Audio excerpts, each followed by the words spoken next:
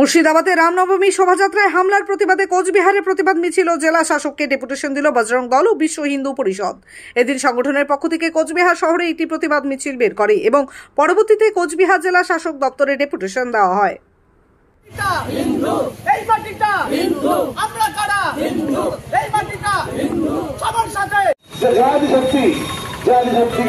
আমাদের উঠতে হলে আমাদের সকলকে ঐক্যবদ্ধভাবে আন্দোলন করতে হবে।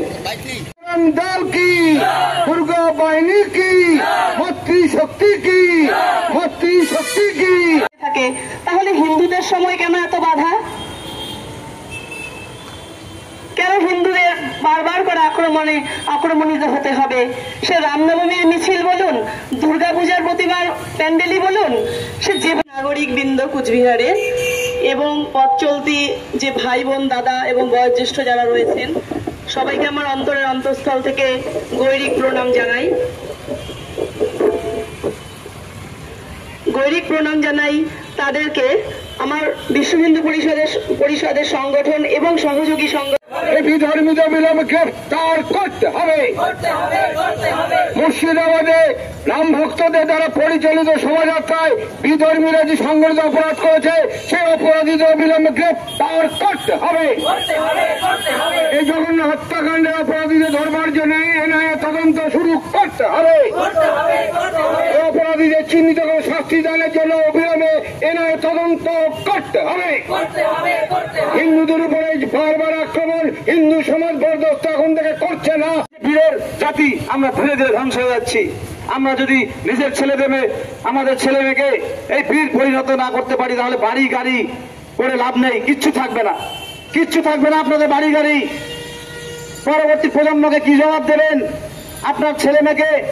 এখন যদি আমরা লড়াইয়ে আজকে আমরা সমবেত হয়েছিলাম, সবাই জানেন বিভিন্ন সংবাদ মাধ্যম অনুযায়ী যে মুর্শিদাবাদে যে রামনবমী শোভাযাত্রা চলছিল, সেই শোভাযাত্রা খুব শান্তিপূর্ণভাবেই চলছিল।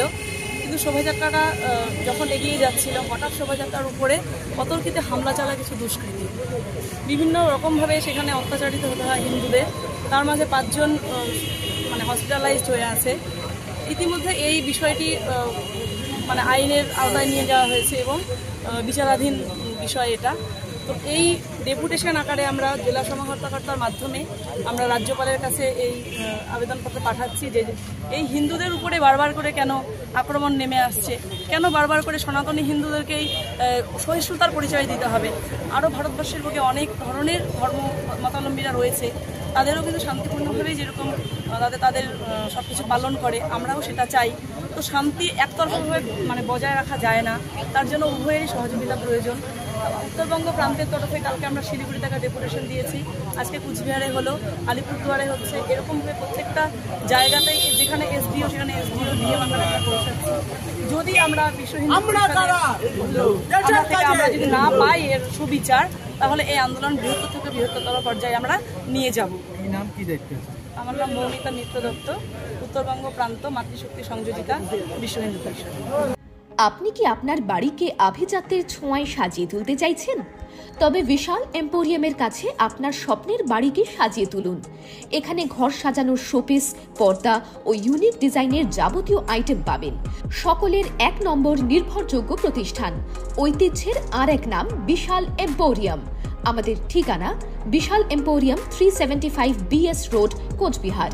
বিশদে জানতে কল করুন 9830157944 অথবা 03582224691 এই নম্বরে।